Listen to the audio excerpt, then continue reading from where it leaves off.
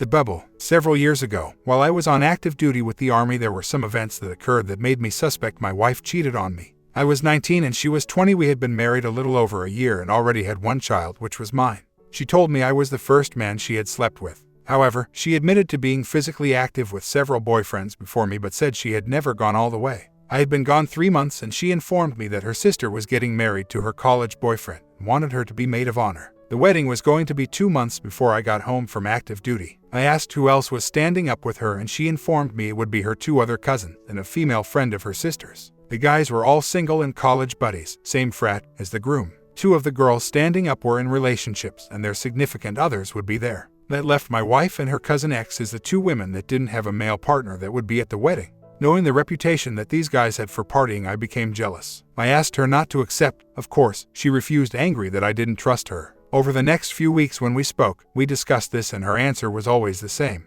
A few weeks before the wedding, I called on set until late at night and she never answered the phone. I reached her on Sunday and asked where she was and she said she forgot to tell me, but she had gone with her parents out of town to attend her sister's shower. She said it was in the evening, so they stayed overnight and she had left our son with my parents. I asked how it was. Her answer was, oh, it was just another wedding shower, and downplayed it as being quite ordinary. I didn't think too much more about it. In our area, wedding showers are usually for the bride. A group of girls get together, play games, give gifts to the bride and have snacks. As the wedding got closer, I became more and more concerned. The weekend before the wedding, she told me not to worry. She would not do any drinking or slow dance with any of these single guys, except for the Grand March. She also promised she would come home early. I need to add, the wedding, unlike the shower, was in our hometown. A week later, I called home the night of the wedding and got no answer, so I called again multiple times throughout the night until 2:30 a.m. and she never answered.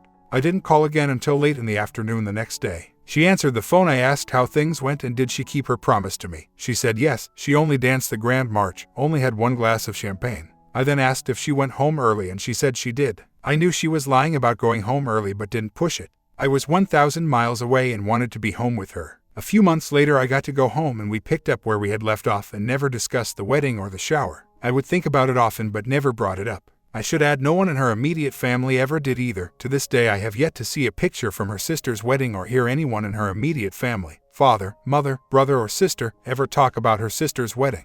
It was years later when at a family barbecue her cousin X was sitting next to me and introduced herself. My response was, you stood up with my wife at X's wedding. I heard it was a good time. She said the wedding was a blast but the shower was even wilder. Your wife and I got really buzzed. It was a great time. We were getting free drinks, the band was cool, and the guys we would be standing up with were all there, good-looking single college grads to slow dance with. I said my wife shouldn't have been drinking. She wasn't old enough to buy alcohol. X laughed and said she was ordering slow screws, gin and orange juice, and the guys about 2 to 3 years older were more than happy to get them for her. She had enough. She was even slurring her words and ready to party. Before I could ask any more, we were interrupted by someone else. On the way home, I asked my wife about the shower, and at first, she tried to downplay it until I told her what X had said. Then she tried to say she told me about how it was for the bride and groom and her parents were there. Nothing happened. She said it was just a shower and got angry and said she didn't want to talk about it.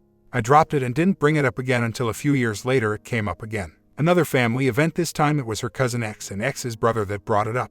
She again spoke about the wedding and shower, saying her and Diane got buzzed and had a great time dancing and drinking with the guys. Her male cousin said Diane left with some of them after the shower ended.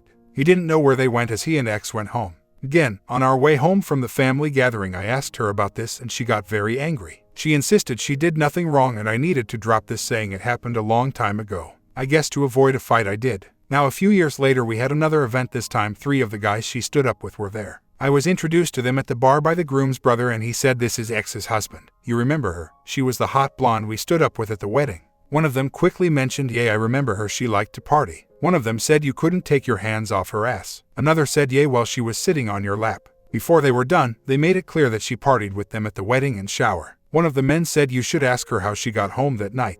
Note, I should mention my wife was pretty, long blonde hair, blue eyes, 100 pounds, with large front and back. Later I learned she had bought a new blue and white mini dress, very short, and high-heeled sandals to wear to the shower. Of course, she also claimed she didn't know there would be a band, drinking, or any of the guys there when she bought the dress. After the event, I knew I had to confront her with what I had heard. I waited a few months before confronting her, wanting to be calm when I did. Of course, as soon as I brought it up, she got angry. She said this happened a long time ago, why does it matter now? I insisted this time we talk through this. When I told her what I heard, she first denied it, then insisted I tell her who told me. When I told her it was her cousins and the men she stood up with, she admitted drinking too much at the shower, but said she always knew what she was doing. She also admitted she had slow danced and partied with these guys. When I asked her about the details, she said she couldn't remember. She doubted she let anyone put their hands on her butt or sat on anyone's lap, but couldn't be sure. But if anyone had done that, she would have stopped them. When I asked her how she got to her sister's that night to spend the night, she first said her parents brought her.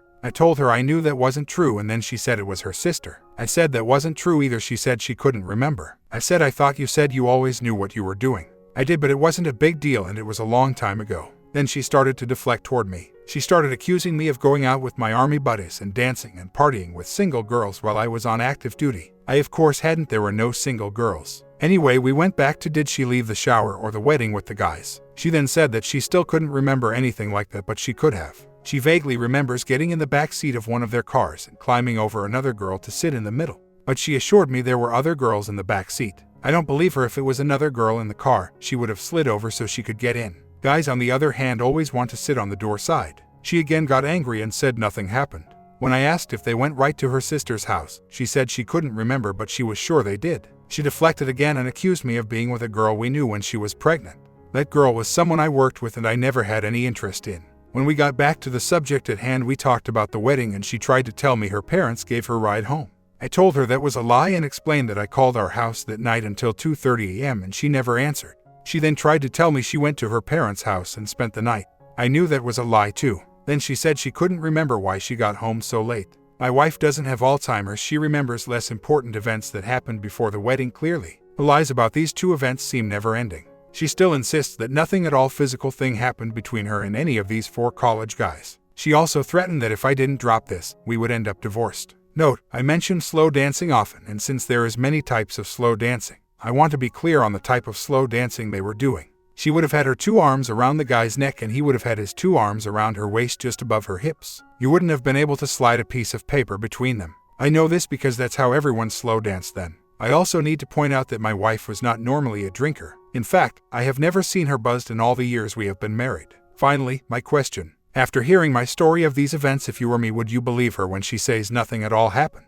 Everyone has said my wife is lying. I pretty much agree with that, and as someone said, I already knew the answer. I would like to clear up a few things. First off, my wife back then was not a drinker or party girl. She was, however, very young, as was I her, and I would go out dancing or to parties and have a good time. But she never expressed any desire to go party without me at the bars or anything like that. She was everything to me, the girl of my dreams when we married, and I think she loved me very much. I think she still does. We have 2 sons and she has been a good mother. I still love her and always will. That said, let me move on. When this happened, as I said earlier, I was on active duty in the Army, infantry. We were only married a little over a year when I was called to active duty. A year before that, my son was born, and during that year, we had bought our first house. We got married very young. She was pregnant. I was 18 and she was 19. Now at 19, her at 20, I was called to active duty and deployed. This meant for the next 6 months she would be alone, living on a soldier's allotment and taking care of our 1-year-old son. Not an easy job, and to top off, she didn't drive. I have to add one more thing. Her parents were not very supportive of our marriage and told me I would ruin her life. It didn't help that she was pregnant before we got married.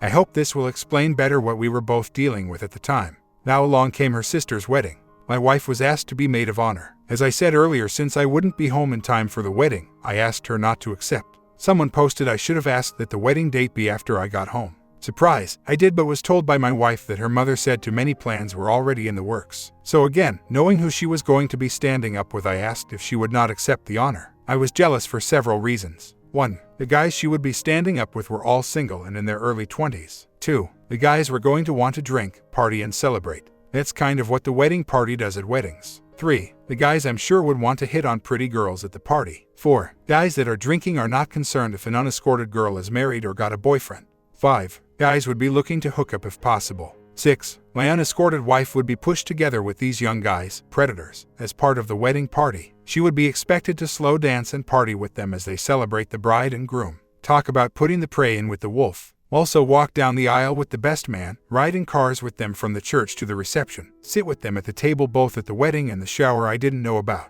7. I also knew my wife was not a drinker. I also knew her parents wouldn't be looking out for her, as their focus would be on the daughter that got married. My parents were not invited. I could go on and on, but I think these are enough reasons for a man to be concerned that something bad would happen. Also, someone compared this to asking their spouse not to attend their son's graduation because their ex would be there. That does not compare at all. I think if the spouse said, I'm going out with my ex and party to celebrate my son's graduation. We plan on drinking, slow dancing, and being alone together, and I know she's horny, so don't wait up. I doubt she would support him and say go have a good time. That's the difference as I see it. I would also like to add that my wife had been alone for 4 months already. This would be a chance to have some fun. I don't think she intended for anything to happen, but it did. First at the shower, unbeknown to me until later. Then again at the wedding. Someone said I put unreasonable rules of no slow dancing, no drinking, and going home early. Those were her rules, not mine. I never threatened to divorce her if she didn't comply. She said, don't worry, this is what I will do. But she didn't, and then lied about it. I think she lied about it out of shame. Also, I have talked to a therapist, but she won't. I like the lie detector test, but if she won't talk to a therapist, I doubt she would do a lie detector. I need to clear up a couple of things. My oldest son is a fan of Ancestry and has taken a DNA test, and he is definitely mine. Also, she didn't marry me because she was pregnant. We were already planning to marry before that. Her parents didn't like me because I was kind of from the wrong side of their tracks. They wanted her to marry a college graduate with a great future. They didn't believe I had one. Also, I never thought she was a skank. However, I knew she would not be able to handle her liquor since she had no experience with alcohol prior to this. I also knew that she liked to dance and have a good time. I trusted her, but not in this situation. It was like the perfect storm for something to happen. I would have been fine with her going to the wedding if my parents would have been invited. I would have even been fine if she would have kept her promise and didn't drink. My reasons for asking her not to stand up were valid, and they proved to be true. Alcohol, slow dancing, being pushed together with 4 young horny single guys are not something anyone wants their escorted wife to do. Also, there is lots of talk about the scenarios that could have played out.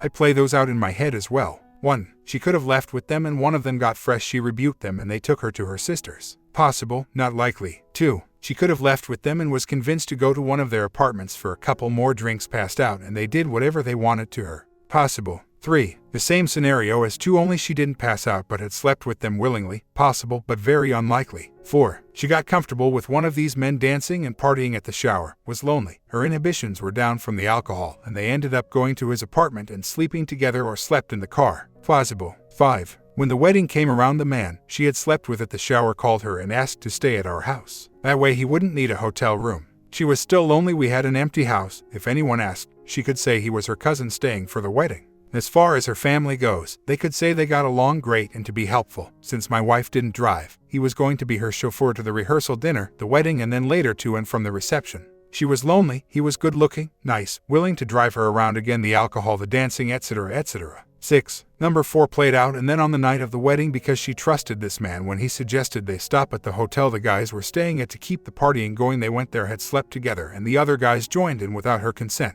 I believe she went to the shower with the intent of having a good time, maybe having a drink or 2 and dancing. So, she wouldn't be a wallflower. She bought the dress and made sure she looked good. I think she thought that was all that would happen. But she drank more than she could handle, and 1 or 2 of these scenarios played out. Consequences. Obviously, I would be the happiest if number 1 happened, but I believe that is pretty doubtful. If number 2 happened, I would be upset with her, but I would forgive her and then do everything I could to ruin those 4 guys. If number 3 turned out to be true, I would divorce her. If number 4 and 5 played out, we would both need to work with my therapist, and it still might end in divorce. In my mind, 6 would be very difficult to decide what to do. Of course, I have no proof other than what I already know from her cousins and the men. I do agree with QA that somehow I need to see the wedding and shower pics. This would give me some solid evidence as to how she was behaving.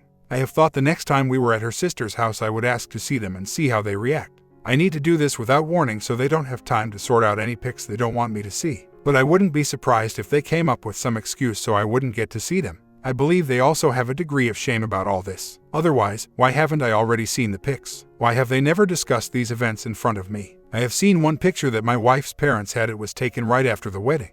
The picture was of my wife, my mother-in-law, and her sister all leaning on a car. My wife had her arms folded, looking to her right at the ground with a look of shame on her face. My mother-in-law was in the middle, arms folded and looking straight ahead and disgusted. My wife's sister had her arms folded, looking away and to the left with an expression of anger. It looked like the 2 sisters were mad and mom was in the middle trying to settle something. Of course, in my state of mind, I immediately thought of one of the scenarios above playing out and how the family didn't want it to get out. Maybe a foolish thought. There is also one other thing. The best man who stood up with my wife was at an event, and my wife started telling me how she hated him. She is not normally like that. When I tried to find out more about that, all she would say was he was rude to her. One thing I have gained from this post for sure is that I would be an idiot to think that she wasn't lying to me. Almost everyone confirmed that. The hard part has been trying to get to the whole truth. I have not asked her for a polygraph, but it's still not off the table. I have found out some additional things by talking to family, friends, and acquaintances. We have had a busy 6 months, so forcing this issue hasn't been on the table yet.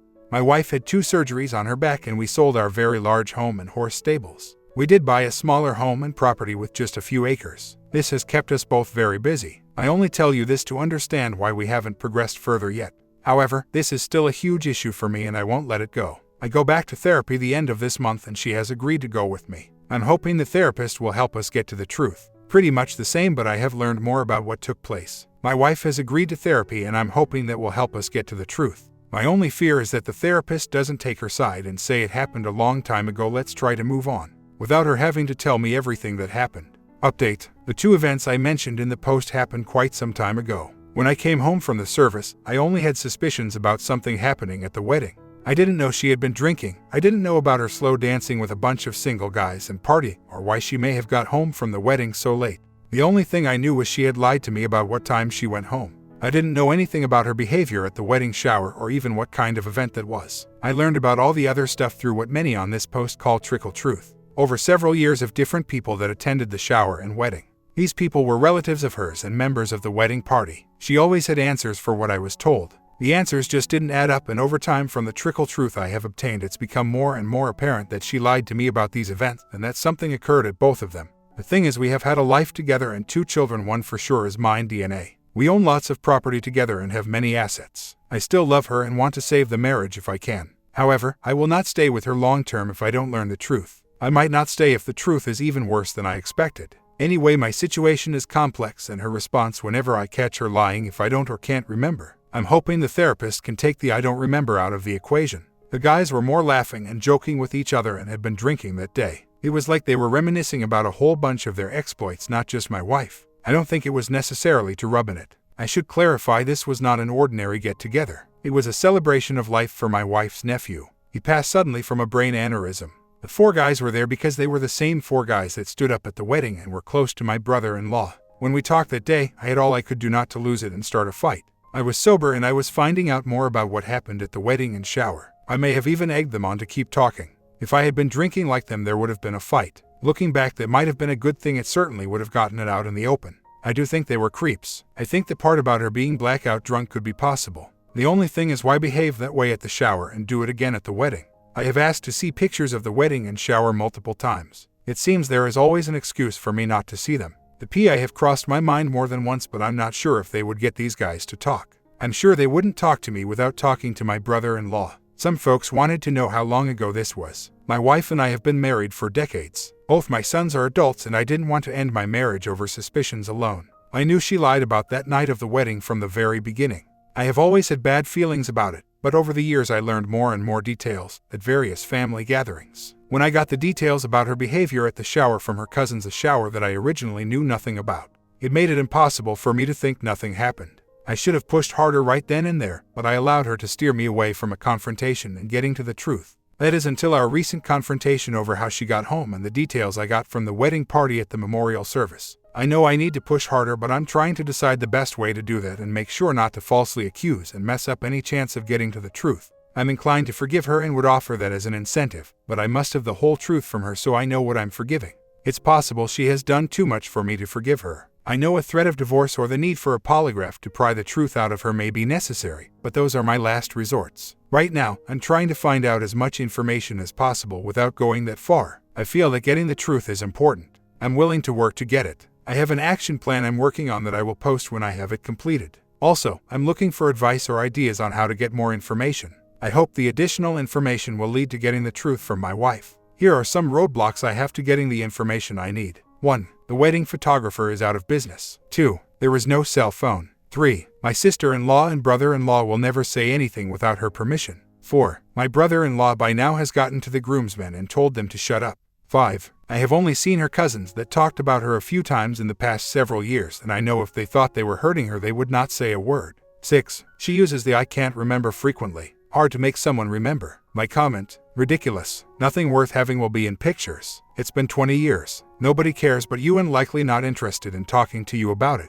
You have no source of info other than your wife, and she knows this, and also knows you're not willing to divorce her over this, and therefore you have 0 cards you're willing to play. I urge you to give this up if you aren't willing to divorce. And I also urge you to never ever threaten divorce if you don't mean it. The truth is not important.